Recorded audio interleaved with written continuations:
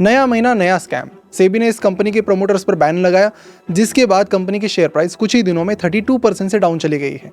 Interesting बात यह है कि कंपनी में 4 लाख से ज़्यादा रिटेल इन्वेस्टर्स हैं जो बहुत भारी नुकसान झेल रहे हैं। तो मैं बात कर रहा हूँ मिष्ठान फूड्स की, जिस पर सेबी ने अकाउंटिंग फ्रॉड का आरोप लगाया है। और ये एक ऐसी चीज़ थी जो पकड़ी जा सकती थी अगर आपको फाइनेंशियल स्टेटमेंट्स का अच्छे से एनालिसिस करना आता है तो।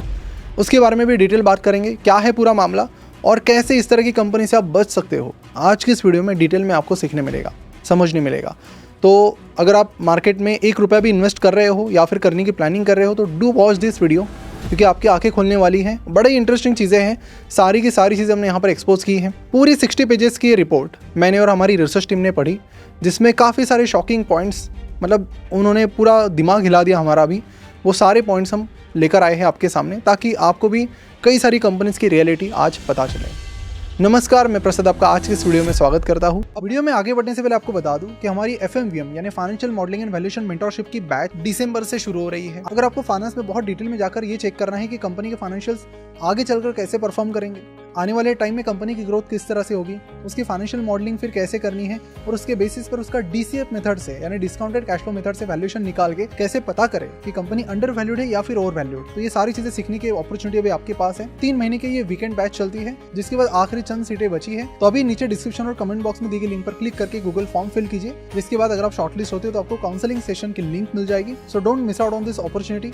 आपके सारे डाउट्स उस काउंसलिंग सेशन में क्लियर हो जाएंगे। फॉर्म की लिंक नीचे दी गई। तो मिष्ठान फूड्स की बात करो तो 1981 में इस कंपनी का नाम था HICS सीमेंट्स प्राइवेट लिमिटेड, यानी कंपनी सीमेंट का मैन्युफैक्चरिंग करती थी। लेकिन बाद में कंपनी को लगा कि हमें कंज्यूमर और ड्यूरेबल गुड्स के बिजनेस में जाना चाहिए, जिसके चलते उन्होंने 1994 में कंपनी का नाम बदलकर मिष्ठान फूड्स कर दिया और कंपनी ने फूड मैन्युफैक्चरिंग और प्रोसेसिंग में एंटर किया। तो देखिए, सबसे पहले समझते कि कंपनी एग्जैक्टली करती क्या है। तो देखिए, कंपनी के मेनली 4 सेगमेंट्स हैं। पहला है बासमती राइस, जहां से कंपनी का 92% रेवेन्यू आता है, मतलब समझ लो कि यही कंपनी के लिए सब कुछ है। इसके अलावा कंपनी सॉल्ट, दाल और व्हीट इन सेगमेंट्स में भी काम करती है। अब कंपनी क्या करती है कि जो ग्रेन्स है, धान है, वो फार्मर से सोर्स करती है, फार्मर से लेती है या फिर एजेंट से लेती है, मंडी से लेती है। फिर उसकी पैकेजिंग करती है, जिसके लिए इनकी कुछ मिलिंग फैसिलिटीज़ हैं। जो एग्रो कमोडिटीज़ है, दाल, व्हीट वगैरह, बासमती वगैरह, 30 kg to 50 kg की वैरायटी में आपको मिलती है। जो सॉल्ट है 500 ग्राम to 1 kg के वैरायटी में आपको मिलता है।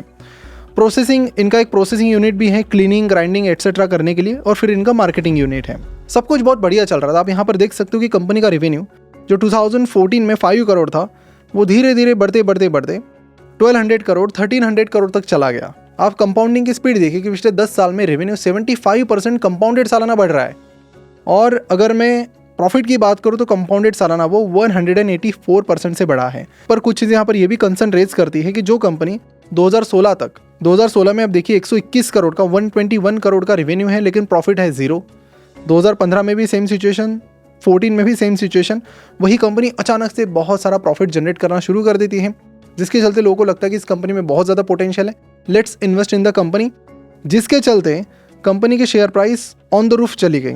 पिछले 10 साल का ये ग्राफ है और 2 रुपये की शेयर प्राइस एक टाइम 31 रुपीज़ तक चली गई थी 2019 में। वो फिर गिरी, फिर ऊपर गई, फिर गिरी। जो सिचुएशन और ग्राफ का जो फ्लो है वो पंप एंड डंप की तरह ही आपको दिखेगा कि अचानक से ऊपर गया, फिर अचानक से नीचे आया। अब ये जो रेवेन्यू ग्रोथ और प्रॉफिट ग्रोथ दिख रही है आपको, बहुत तगड़ी दिख रही है, राइट। क्या हो कि मैं आपको बताऊँ कि सेबी की रिपोर्ट के अनुसार ये पूरी तरह से जाली है, कुछ भी सच्चाई इसमें नहीं है। जिन लोगों ने बस रेवेन्यू, प्रॉफिट और कंपनी ग्रोथ को लेकर देखकर इन्वेस्ट किया, वो यहाँ पर बुरी तरह से फंस गए हैं। अब ये जाली कैसे हुआ है, किस तरह से कंपनी ने ये किया है, बड़ी इंटरेस्टिंग स्टोरी है, बताता हूँ आपको आगे। देखिए, अब सेबी को भी ये चीज़ें कैसे पता चली, तो सेबी का एक कंप्लेंट का प्लेटफॉर्म है स्कोर्स करके, scores.sebi.gov.in। अगर आपको भी किसी कंपनी रिलेटेड कंप्लेंट करनी हो तो you can also do that. हुआ ये कि वहाँ पर कुछ कंप्लेंट्स आई सेबी को। सेबी की जो टीम थी वो बैठी, उन्होंने देखा कि जो कंप्लेंट्स है वो काफ़ी सीरियस है। उस पर उन्होंने जब इन्वेस्टिगेशन किया तो पता चला कि यार ये तो सब मतलब गड़बड़ ही गड़बड़ चल रही है। 16 सितंबर 2022 वो दिन जिस दिन सेबी को स्कोर्स के जरिए कंप्लेंट मिली। कंप्लेंट में बताया गया कि मिष्ठान फूड्स नाम की कंपनी है, जिसका टर्नओवर, रेवेन्यू कंप्लीटली डमी है। कंपनी GST फ्रॉड कर रही है, इन्वेंट्री मैनिपुलेशन है, इनकम टैक्स फ्रॉड और बैंक फ्रॉड कर रही है।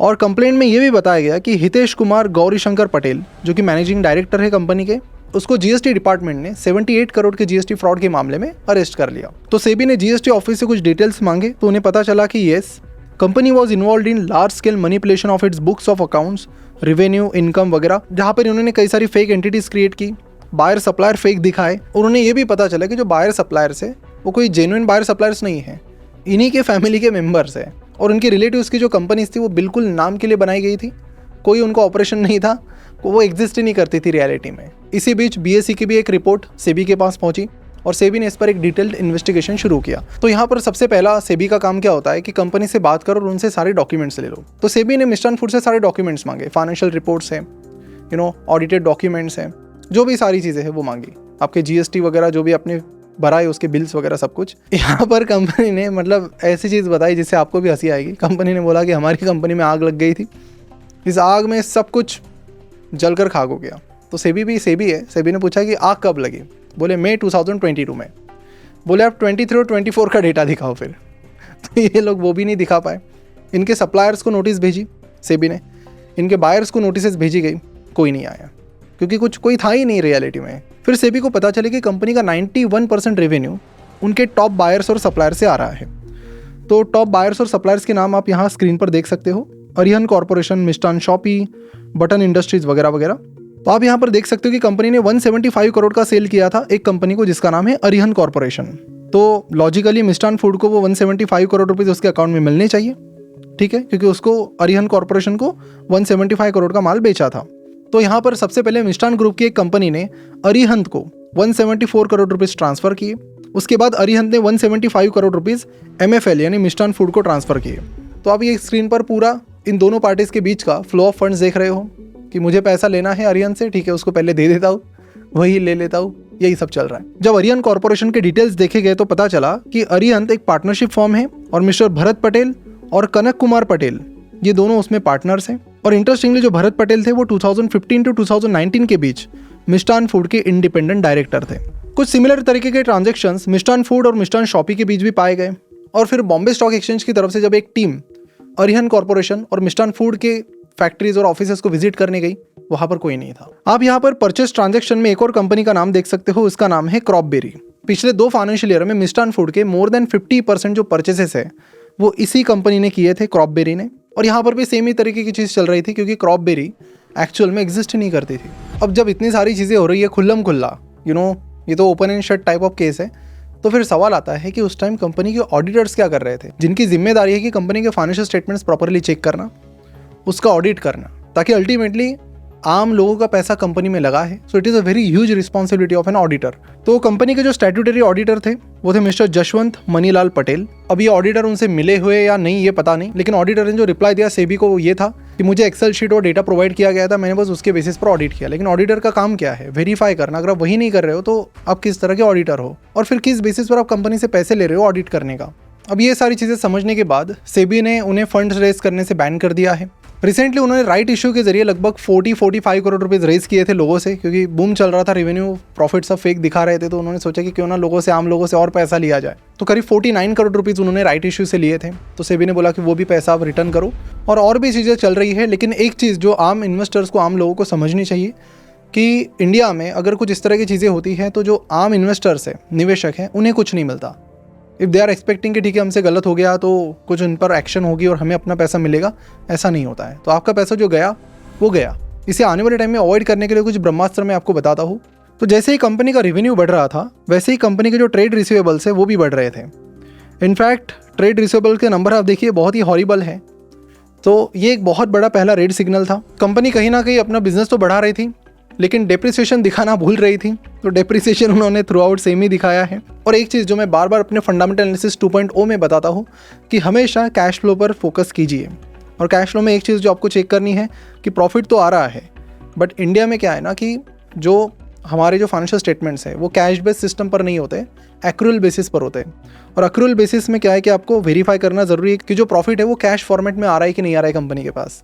तो इसीलिए कंपनी का CFO चेक करना ज़रूरी है। और आप पिछले 4-5 सालों का CFO देखोगे तो लगभग और हर साल नेगेटिव है। मतलब कि क्या है कि कंपनी दिखा रही है रेवेन्यू, कंपनी दिखा रही है profit, cash is not coming to the company. इसके अलावा आप CFO टू EBITDA रेशियो देखिए, वो निगेटिव में है। तो जिन लोगों ने डिटेल फाइनेंशियल एनालिसिस किया होगा वो तो बच गए थे, लेकिन जिन लोगों ने ऊपर से चीज़ें चेक की, डिटेल में नहीं आता है, वो लोग यहाँ पर ज़रूर फंस गए। तो जब भी कोई कंपनी आप पकड़ते हो डिटेल एनालिसिस कीजिए, चाहे तो आप हमारा फंडामेंटल्स 2.0 चेकआउट कर सकते हो, जिसमें ये सारी चीज़ें कवर्ड है, जिसकी लिंक भी अगर आपको चाहिए तो नीचे डिस्क्रिप्शन और कमेंट बॉक्स में मिल जाएगी। तो हमेशा एक चीज़ याद रखिए कि पैसा हमारा है, कोई कंपनी फ्रॉड कर गई तो हमें वो पैसा नहीं आ रहा है। वी सिलेक्ट अ कंपनी, हम यही देखते हैं कि वो बहुत तेज़ी से आगे बढ़ रही हो रेवेन्यू प्रॉफिट में, लेकिन उसको वेरीफाई भी करना पड़ेगा कि रेवेन्यू सही है कि नकली है, और इसीलिए थोड़ा डिटेल एनालिसिस करना ज़रूरी है from financial point angle, from management analysis angle, from forensic analysis angle. तो ये सारी चीज़ें आपको चेक करना बहुत ज़रूरी है। तो ये ज़रूर चेक कीजिए, जो आपके लॉसेस को काफ़ी हद तक बचाएगी और आपको एक फ़र्क बताएगी कौन सी कंपनी अच्छी और कौन सी ख़राब है। तो ये सीखने में अगर आप इंटरेस्ट रखते हो तो फंडामेंटल एनालिसिस 2.0 आप चेकआउट कर सकते हो, जिसमें ये सारी चीज़ें हमने बहुत डिटेल में बहुत अच्छे से चेक किया बताई है। सो फिलहाल हम यहीं पर रुकते हैं। इस वीडियो को ज़रूर अपने ज़्यादा से ज़्यादा दोस्तों के साथ शेयर कीजिए जो शेयर मार्केट में इन्वेस्ट करते हैं, ज़्यादा से ज़्यादा ग्रुप्स पर शेयर कीजिए ताकि इस तरह के फ्रॉड्स को वो भी पता कर सके और इन सारी चीज़ों से दूर रह सके, क्योंकि ये आजकल कुछ ना कुछ हो रहा है, हर नया महीना आ रहा है, नए फ्रॉड्स हो रहे हैं। अब नया साल आएगा तो और कुछ नया आएगा, तो ज़रूर मैं कवर करूँगा उन फ्रॉड्स को भी, ताकि आप सभी अवेयर हो और उस तरह की मिस्टेक्स आप ना करें जो 4 लाख से ज़्यादा रिटेल इन्वेस्टर्स ने की है। छोटा नंबर नहीं है और इस तरह की चीज़ें लगातार हो रही है इंडिया में, और उनसे बचा जा सकता है अगर आप थोड़े और डिटेल में जाते हो। तो फिलहाल हम यहीं पर रुकते हैं। Thank you so much for watching, take care, and next video किस टॉपिक पर हमें बनाना चाहिए नीचे कमेंट करके ज़रूर बताएं, क्योंकि ये भी बहुत सारे लोगों की रिक्वेस्ट है कि मिष्ठान फूड के फ्रॉड को आप एक्सपोज कीजिए, इसके बारे में बताइए। तो हमने सोचा कि चलो इस पर वीडियो बनाते, तो आपके ही सजेशन से लिया गया ये वीडियो है। अगर आपको लगता है और कुछ करें, कमेंट करके ज़रूर बताएं, और जाते जाते मेक श्योर कीजिए कि अपने चैनल को सब्सक्राइब किया है या नहीं किया है। नहीं किया है तो ज़रूर सब्सक्राइब कीजिए, और सब्सक्राइब करते टाइम बाजू में एक घंटी मिलेगी, तो घंटी पर भी क्लिक कर लेना, क्योंकि घंटी दबाओगे तभी प्रसाद मिलेगा, और प्रसाद का रिसर्च भी। सी यू सून, बाय बाय।